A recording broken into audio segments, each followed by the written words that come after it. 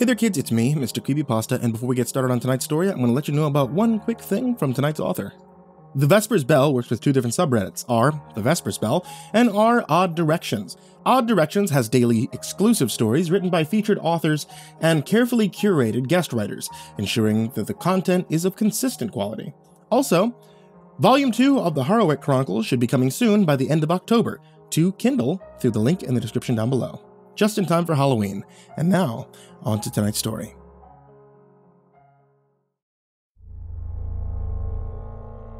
I work as a caretaker at a private conservatory. Secret might be a better word to describe it, since you'll never find any public information on it. It doesn't even have an official name.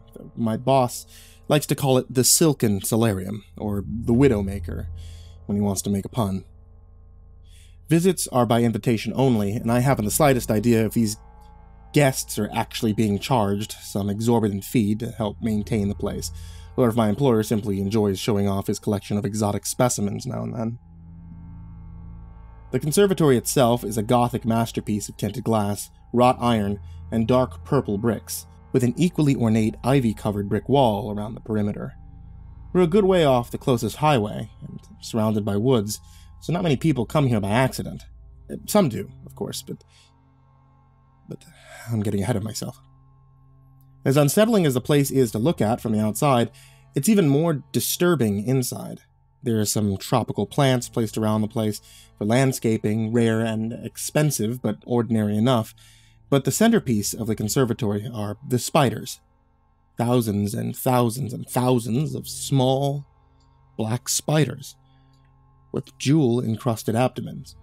Literally, they have actual crystals that grow in fractal patterns on their back segments, of every possible color and hue that you can imagine. When my boss makes a speech to his guests about the spiders, he called them Latrodectus Callisti, or the fairest widows. He brags that our conservatory is their last refuge, and that they aren't to be found anywhere else in the world. Exactly where they're from originally, and how he acquired them varies from telling to telling, but he is at the very least telling the truth about their rarity. As far as I've been able to determine, they're not even an officially recognized species. The widows aren't just notable for their beauty, however, they're an extremely social species, nearly as eusocial as an anthill or a beehive. Stretching across the conservatory, suspended about 12 feet in the air, is a massive silk colony. There's a large center nest dangling from the center, about a dozen smaller nests scattered across the room, and an intricate network of masterfully spun spider webs linking them all together. There are always spiders running along it, performing maintenance or transporting food. There are also guard spiders who just hang down on a silk thread to keep watch and send vibrations back along it to communicate to the rest of the colony. Those are my boss's favorite, since they're the easiest to get a good look at. Or rather, perhaps, I'd say they're his favorite living spiders. The dead ones, however, his prizes above any conventional jewels. They're tens of thousands of times scarcer than diamonds. And he controls their only hatchery. The dead spiders always get thrown from the nest, which I used to find unusual, since I had thought the species of Black Widow genus were cannibals. I mean, in fact, the more I thought of it, the more it bugged me, since the spiders obviously don't have the cognitive capacity to have any sort of taboo against cannibalism, which means that they have to be acting on instinct. What evolutionary reason could they have for not eating their own dead? Regardless of why they do it, whenever I see a body, I'm to gently sweep it up and turn it in to our entomologist. Depending on their quality, he'll either incinerate them, use them for research, put them on display, sell them for no less than $25,000 a carat, or, in the case of the most perfect specimens, give it to our boss. Most crucially, though, I am never, ever to step on one. That was made abundantly clear to me from my first day. Less clear, though, were the consequences for doing so, since I've never actually done it. The spiders have a habit of tossing the dead where they're clearly visible, a visibility which is aided by their bright-colored, shiny rear ends, has made the whole not eating their dead thing even weirder to me, since it seems like they would attract predators. When I first asked my boss what would happen if I stepped on a spider, my only answer was that I'd be finished. I used to think that meant I'd be fired. One of the more dangerous parts of my job is when I have to harvest their webs, since our conservatory also doubles as a silk farm. It's nowhere near as valuable as the spiders themselves, but my boss takes great pride in our facility being the only source of naturally farmed spider silk in the world. And on one occasion, when I think he was partially drunk, he went on an odd tirade about how those goats that have been genetically modified to produce spider silk proteins in their milk were abominations. Collecting the silk is pretty much like collecting honey. I even wear a modified beekeeper suit and use a smoke spray to incapacitate them. The only difference is I'm standing on a 10-foot ladder, and I have to be very selective about how much web I take and from where. The spiders don't mind too much if I take a small amount from a non-crucial section of the colony, but if they decide I'm threatening the integrity of the colony itself, they'll swarm. And with enough bites, their venom can cause fatal paralysis. My suit offers a little protection. It's not airtight. The only real way to keep myself safe is to be mindful of what I'm doing and how the spiders are reacting to it. That's why I usually like to feed them first so that they're distracted. A couple of times a week I release a gallon of live ladybugs into the enclosure. They're fairly accessible, since organic farms use them for pest control, and my boss likes them since he doesn't consider them icky enough to throw off the conservatory's aesthetic. My job isn't without its risks, but those can be mitigated easily enough with some planning and vigilance, and I'm well compensated for my trouble. The only part of my job that I truly hate, that makes me think about resigning every time it happens, is when we get uninvited guests. It was winter, January, I think, the first time. It was already dark out, but no later than 6 p.m. The weather outside was nasty, and I was contemplating whether or not to risk driving home or stay overnight when I heard an urgent, desperate banging at the front door. I immediately raced to the front foyer, and there, on the other side of the glass, was a blonde woman in a red coat and a dark gray scarf, already half buried in snow. Tapping my security card on the reader, I pushed open the door just enough to let her in before letting it close and automatically lock. Come in, I ushered quickly. What in God's name are you doing out on foot on a night like this? Thank you, she gasped as she shook the snow off of herself. My car skidded off the fucking road. It crashed into a ditch. I can't get it out. Still no excuse to be wandering around in this weather. You should have stayed in your vehicle, I chastised. At least you would have been warm. Well, I couldn't call anyone because I must have forgotten my phone since it's not my purse. And my tank was nearly empty, so I didn't think a vehicle would be able to keep me warm all night, she explained. The old road is deserted at the best of times. I figured the odds of someone else coming along before I froze to death would have been worse than me reaching a farmhouse or something. She took off her gloves and began blowing air into her hands, then rapidly rubbed them together to warm them up. I diligently noted the wedding ring on her left hand, as I had been instructed to. I'm terribly sorry I've intruded like this, but may I use your phone, please? She asked. I can make a call for you, but I can't let you use our phones directly, I said apologetically. What? She asked, unable to contain the tinge of annoyance with me, despite being at my mercy. We're a conservatory for a critically endangered species of spider, so we have rather stringent security procedures, I explained.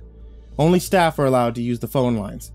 I can call a tow truck and any friends or family if you have a number for me. The woman sighed in resignation and took out a pen and scrap of paper from her pocket and jotted down a number. That's my husband's cell, Alex Gifford. Tell him my car got stuck somewhere on Mordred Drive and I'm safe here for now, she said as she handed me the note. I'm Carrie, by the way. Halden, I nodded. You can hang your coat up, get yourself warm, I'll make the phone calls and get you some coffee. Cream and sugar, please. Thank you. She smiled gratefully, which made my stomach roil, since I knew damn well I wasn't going to call her husband. I left her there and headed for the administrative office, making sure to leave the door to the main exhibit open for her. After a couple of calls, albeit different calls than the ones I said I was going to make, I did head to the break room to make coffee, and then went to rejoin Miss Gifford, with a steaming cup in each hand. As expected, she had wandered into the exhibit hall. She was staring up in wonder at the intricate webwork, the delicate silken threads glistening like iridescent glass, and gently swaying from the movement of its bedazzled architects, scurrying to and fro along its narrow filaments. "What are they?" she asked, bewildered, keeping her head pointed up towards the colony as she walked along the cobblestone path, paying no attention to where her feet struck the ground. "They're a rare species of black widows," I said, my eyes fixated on her feet, waiting for the inevitable. She approached one of the guard spiders dangling just above her like a Christmas tree ornament, slowly spinning around to give her a complete view of itself. "Are these crystals? They're part of their bodies?" she asked, studying it intently, likely unaware that it was studying her as well. "They are. They make them with the minerals from their diet, sort of like how oysters make pearls," I humored her. "Spider-born, organic gemstones. Highly sought after, as you can imagine, which is why they're endangered. As far as I know, they're actually extinct in the wild." "I've never heard of such a thing," Carrie remarked. "I never thought that spiders could be beautiful." The spider let out some more thread to get a closer look at her, and she began reaching out her hand to touch it. I wouldn't do that, ma'am," I advised, despite knowing it wouldn't ultimately make a difference. "These are still widows, and they are venomous. Come, join me over here. We can admire them from a safe distance while we wait for your husband." "He's coming to get me? In this storm?" she asked, her incredulity distracting her from the novelty of the fairest widows. She turned around and began marching towards me. "You have to let me use the phone. I can't let him risk his life while I'm perfectly safe now." She didn't even hear it. That horrid, sickening crunching noise when she stepped on the dead spider. I immediately glanced back at the guard spider that had been watching her and saw it thrumming its thread with its rear legs, the vibrations traveling all the way up it and through the colony. "What's with the face? Surely you won't get in that much trouble just for letting me use the phone," she argued, oblivious to the danger we were both in now. "I'm so sorry," I said softly, feeling a lump in my throat and tears in my eyes. I dropped the coffees and ran back to the exit, slamming it shut and sealing her in the exhibit hall. Within seconds, she'd caught up. She was banging on the glass door. "What the hell are you doing?" she demanded. I just pointed behind her, shaking my head helplessly. She turned around and saw that the thousands of spiders were now emerging from their nests en masse and converging on her location. I presume you've seen a ball of spider babies at some point. Picture that, only the size of a basketball court. "Oh my God! Let me in! Let me in!" I wish I could have. I really do, but they had seen her trample a dead widow, and that's a crime which they cannot forgive. I heard her muffled screams through the glass door as dozens, then hundreds of the spiders dropped down upon her. She swatted desperately as they buried themselves into her hair and beneath her clothes, covering every possible segment of her body. Her screams of terror were suddenly interjected with torturous cries of pain as hundreds of pairs of venomous fangs dug into her flesh nearly simultaneously. Those sharp cries turned to anguished wails and convulsed grimaces as the venom coursed through her veins, destroying muscle tissue and burning her up from the inside out. She tried to run, but the surprisingly devious spiders had already strung a tripline behind her, felling her to the ground. She tried to force herself back up, but her muscles were already too badly damaged for that. Instead, all she could manage was to turn her head towards me, letting me see her final expression of shocked horror and betrayal before the spiders completely swarmed over her limp body. I watched as the entire colony worked together to cocoon her in silk. And then, with over 1,000 tiny draglines, reeled her up into the main nest. I was too petrified to move for at least a solid minute, But when I was able to move again, the first thing I did was drop to my knees and vomit. Bloody hell. Little blighters didn't waste any time on that one, did they? My boss callously asked as he stood atop the ladder and examined the cocooned carcass that was now safely inside the central nest. So, my boss, I've mentioned him a few times, and by now you may be wondering what sort of man keeps a menagerie of man-eating arachnids as a personal terrarium. Well, I don't have all the answers. But this is what I do know. First, his name is Seneca Chamberlain. He's earned a reputation as our local eccentric millionaire. But if you've never lived in Heroic County, then likely you haven't heard of him. He's exceptionally, though indeterminately, wealthy, as you can imagine. He also has a very Victorian fashion sense. He likes to dress in frock coats and cravats, top hats, velvets, and silks, and always in deep reds and golds. A plutocrat with a pretentious and fashionably old-fashioned sense in clothing wouldn't normally be anything to get too worked up about. Except for that my boss looks far younger than I know him to be. Well, than anyone knows him to be. That, too, isn't all that unusual. Plenty of rich people look good for their age, but no amount of Botox or stem cells or plastic surgery can explain this. I'm sure of it. He looks no more than 40. And I know he's looked like that for decades, at least. The most unsettling thing is that the name Seneca Chamberlain goes back to the earliest surviving county records from nearly 200 years ago. My boss, of course, claims he's merely a descendant of the original Chamberlain, and that it was only poor record-keeping that failed to make that clear. But there are photos and portraits of his father and grandfather, and look, if it wasn't for the fact that I've seen him walking around in broad daylight, I'd swear he was a vampire. No, they didn't, I answered him softly, as I sat slumped up against an information placard, my head tilted back towards the ceiling as I tried to process everything that had happened. She stepped on a spider almost as soon as I called you. Well, that would do it all right, he smirked, his eyes darting back and forth as he followed the countless widows going about their business. And you said she was married, correct? She was, I croaked, the sting of tears starting to fill my eyes once again. To a man? He asked nonchalantly, as he started climbing down the ladder. Yes. What does that matter? I asked irritably. Oh, it's just that it really tickles my fancy when this place becomes an actual widowmaker, he answered blithely, hopping to the ground. Still, widowers are a subtype of widow now, aren't they? Small victories then, Halden, small victories. Come on now, stop moping. You did beautifully, and don't worry about any future problems with the law. That's all been taken care of. I turned my head to him. Then, wearing a poorly restrained glower of disgust and loathing. Sir, with all due respect, is this just a game to you? We leave the front gates open, let curious or desperate passers-by wander in, and then just let them do as they please until the widows snatch them up, just so you can get your kicks and make a stupid pun? I demanded. Chamberlain just tossed his head back and chuckled dryly. No, heavens no. I have far too much invested in this enterprise to risk bringing it to the authorities' attention over mere frivolities, he assured me.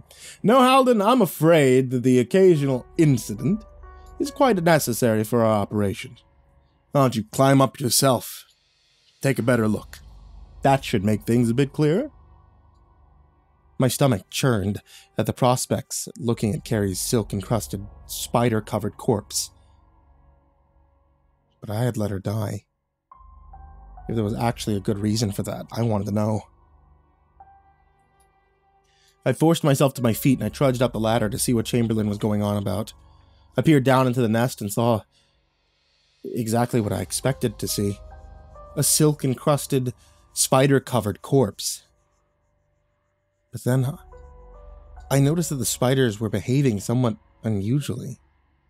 Instead of their usual meticulous, coordinated activity, they were climbing all over each other, seemingly at random, their limbs intertwined, unfamiliar globules of material being ejected from their abdomen in a mass orgy of... Fuck. It is an orgy. They're breeding, I realized. That's right. They only breed when they come across a windfall of food, such as this. Very reasonable of them, Chamberlain commended. Sacrifices such as these are necessary to ensure the survival of the colony. But why human sacrifices? Why not a pig or a cow or a stray dog? Why do we have to feed them people? I demanded. He scrunched up his face as he considered his response. Well, Halden, the widows are a result of coevolution and selective breeding by people, he explained. The evolution, they evolved the gemstones to attract us, just as flowers evolved their blossoms to attract bees, and they offer us their dead in exchange for food and security. If someone or something steps on a dead spider, that's a threat to their arrangement. They kill them to ensure they don't destroy any more of their offerings, and use their body to fuel the next generation of fairest widows to offset the damage. That still doesn't... I'm getting to that, he assured me. In addition to the gems and the silk, they produce a byproduct that, well, is even more valuable. It's a sort of honeydew substance they use to nurse their young. It also happens to have unique biochemical properties that vary depending on the source of their meal. Feeding them cows and pigs and dogs would all be very well and good if I was a veterinarian. But as it stands, my clientele are of an exclusively human variety. And thus, I need dew made from exclusively human stock. I climbed down the ladder, my outrage subsiding somewhat as what he said to me began to sink in. Unique biomedical properties? I asked curiously, examining his ageless face as closely as I dared. Precisely, he smirked knowingly, turning to take his leave. Once they finish the poor woman off, they'll track the dew and silk satchels and hang some of them out as an offering. I can trust you with their collection, yes? I hesitated briefly, trying to work up the courage to storm out on moral grounds, report him to the police, but I was already a willing accessory. It wasn't like I didn't know this was going to happen when I took the job. And if I did try anything, there was no conceivable way it wouldn't end with me dead and Chamberlain getting off scot-free. Accepting the futility of resistance, I sighed heavily and nodded. Good man! Speak with the entomologist first. He'll walk you through the procedure, Chamberlain said as he headed for the exit. And I realize this goes without saying, but drop or steal even a single satchel of dew, and being devoured by the widows will be the least of your worries. The glass door snapped shut as he left me alone with my thoughts. The corpse of the woman I had helped murder, and the thousands of spiders turning it into eggs and immortal honeydew. I suppose my earlier suspicions about my boss hadn't been completely off. He was a vampire, just in a roundabout sort of way.